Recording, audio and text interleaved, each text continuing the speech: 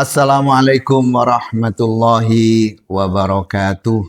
Waalaikumsalam warahmatullahi wabarakatuh. Bismillahirrahmanirrahim. Alhamdulillahirabbil alamin. Wassalatu wassalamu ala asrofil anbiya wal mursalin Sayyidina Muhammadin wa ala alihi wa sahbihi ajma'in, amma ba'du.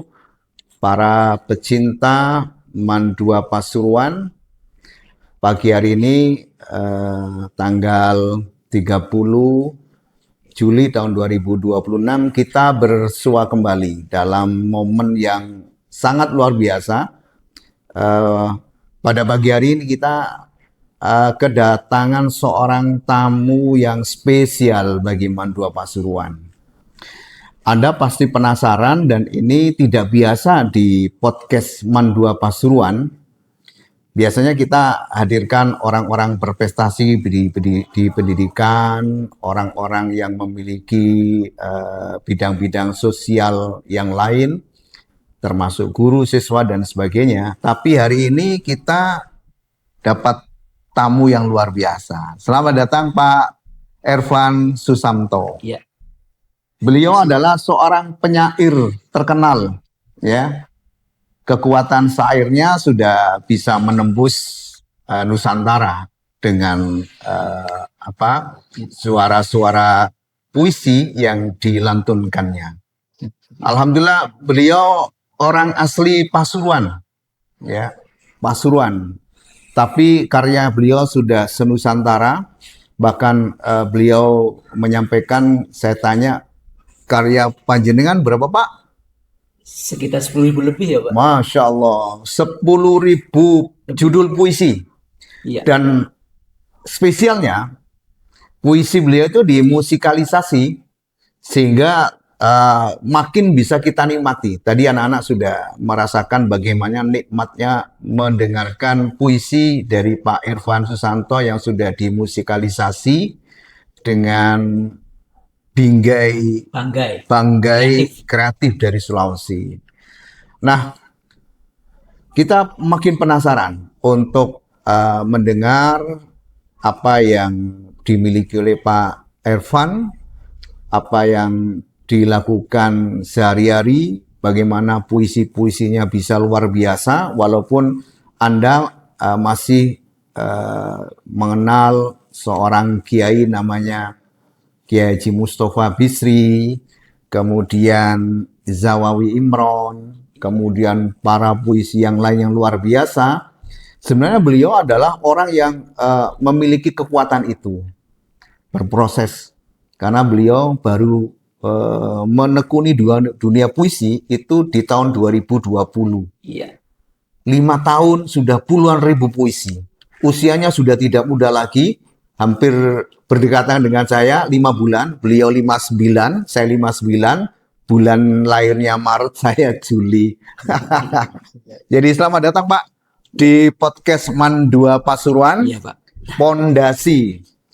Tonton nanti semuanya, bisa melihat apa yang kita bicarakan. Pak Ervan Susanto, apa kabar Pak?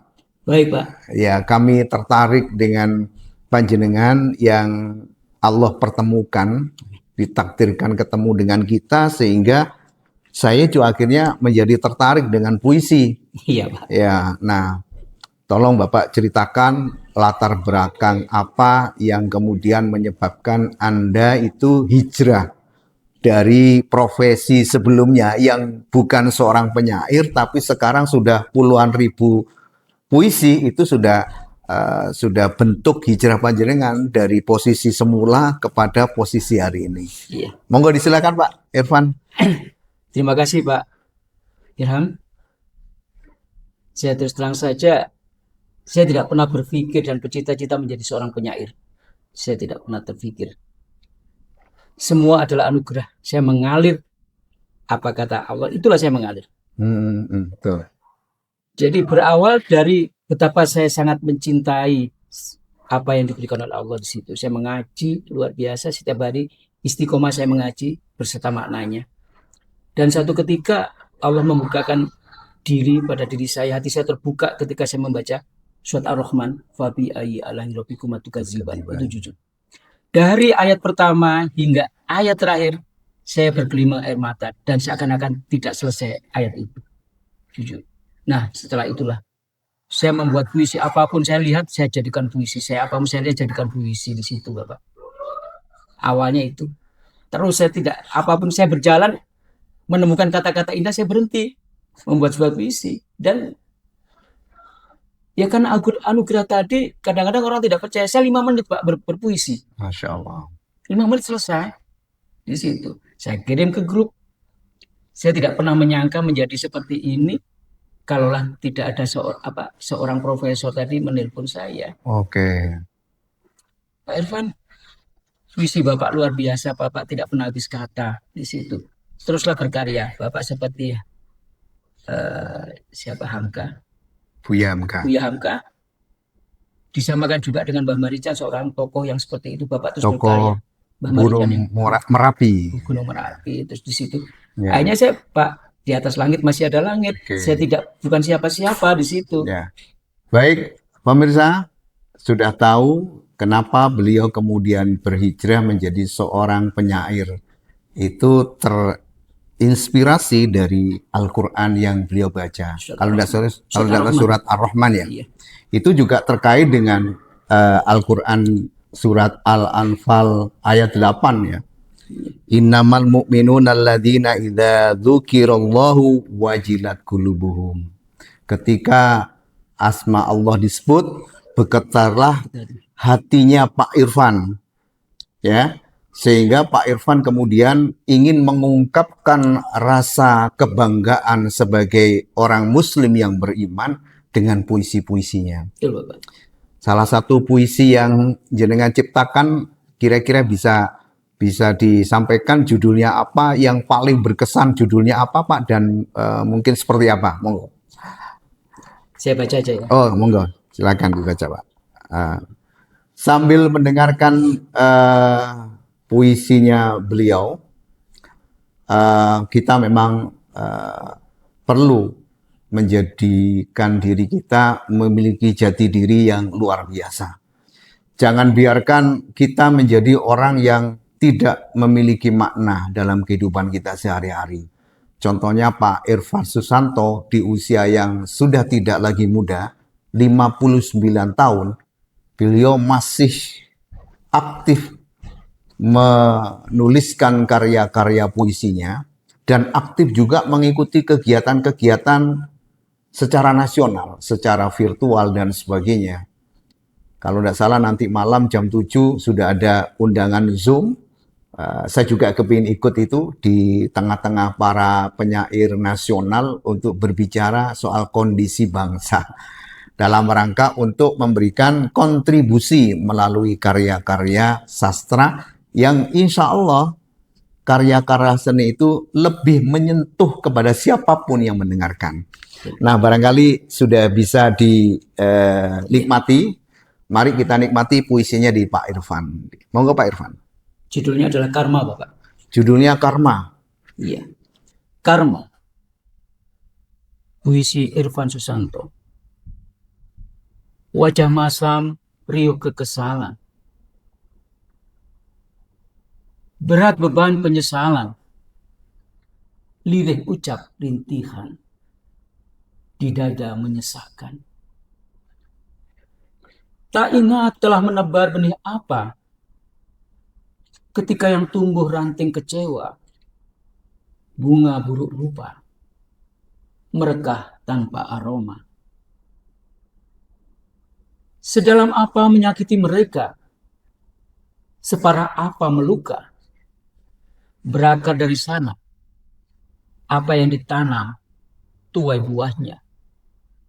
Karma, setimpal balasan. Terima sebagai hukuman. Pasuruan, 19 Juni 2026. Oke. Ini ada lagunya, Bapak. Oh, ada lagunya. Oke, yang musikalisasi puisi bisa ditampilkan, Pak. Iya. Walaupun tidak semuanya, sepotong dari karya panjenengan yang sudah dimusikalisasi, karena ini lebih bisa kita nikmati. Iya. Agak didekatkan di Saya juga punya ini Pak, jenengan ada penantian tak berkesudahan. Itu karma Pak, ada judulnya karma, ada. Oh, judulnya Karma. Iya, yang ini. Tadi sebentar Oke. yang di podcastnya ini. Nah, para pemirsa yang saya hormati dan para pecinta seni, baik itu seni sastra atau yang lain, para siswa se-Indonesia, kesempatan untuk berkreasi masih terbuka untuk Anda. Jangan biarkan waktu begitu hilang begitu saja tanpa kita maknai sesuai dengan karakteristik kemampuan kita, keahlian kita. Manfaatkan waktu sebaik-baiknya. Jujur Bapak, Karma ini dimusikalisasi adalah seorang tunanetra. Oh, Dari ya. Jogja Pak, Siap. namanya Akbar. Monggo bisa didengarkan. Nah gitu.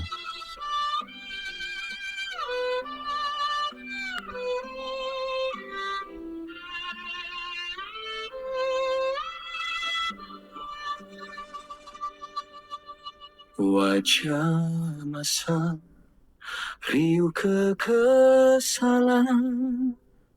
berat beban penyesalan,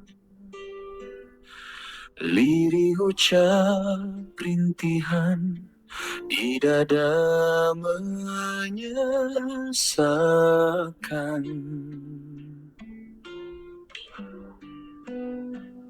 Tak ingat telah menebar benih apa ketika yang tumbuh ranting kecewa. Bunga buruk rupa mereka tanpa aroma.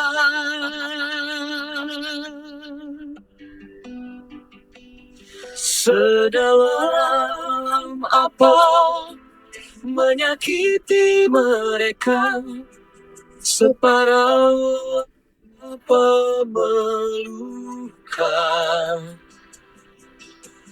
berakar dari sana apa yang ditanam tuai buah. Oke Pak, kasih aplaus untuk musikalisasi puisi dari Pak Irfan. Ini luar biasa. Jadi puisi itu yang bisa kita pahami, kita kenal adalah disuarakan dengan suara penulisnya atau penyairnya atau dibacakan oleh orang lain. Tapi ini Pak Irfan, puisinya itu sudah dimusikalisasi. Sehingga saya mendengar tadi sepertinya itu lagu-lagunya Ebit G. Ade. Jadi seorang penyair puisi itu bisa menjadi seorang komponis ketika pencipta lagu ketika puisinya dilakukan itu. Nah, Anda yang kepingin memiliki kemampuan itu ya coba lebih banyak nanti buka di channelnya beliau ya. Di YouTube Irfan YouTube Irfan Suisanto. Nah, nanti muncul banyak puisi-puisi yang sudah musikalisasi.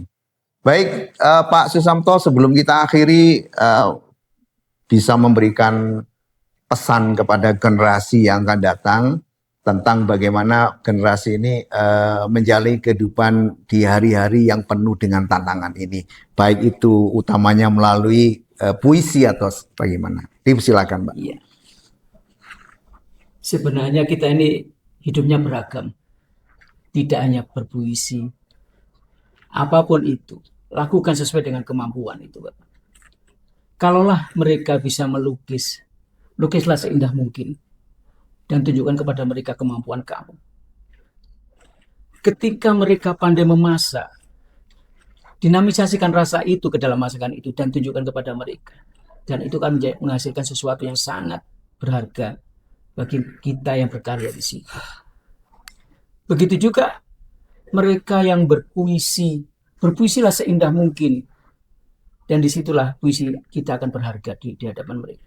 Jadi jangan takut untuk tidak hidup di situ. Tapi satu adalah kejujuran. Bicara dengan hati, bukan dengan pikiran. Kita boleh kadang-kala hati dan pikiran itu bersimpang. tetapi tetaplah pada hati, karena hati adalah kejujuran yang tidak bisa dibohongi, Bapak. Oke, terima kasih.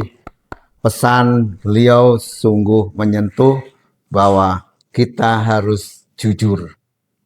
Rasanya mencari orang jujur itu ibarat hari ini mencari jarum di tengah jerami. Ingat anak-anakku sekalian, walaupun susah didapatkan, tapi mari kita berusaha jujur agar Indonesia menjadi negara yang makmur. Wassalamualaikum warahmatullahi wabarakatuh. Di suatu kesempatan lain kita akan bertemu di podcast dengan tema yang berbeda. Terima kasih Pak atas kehadirannya.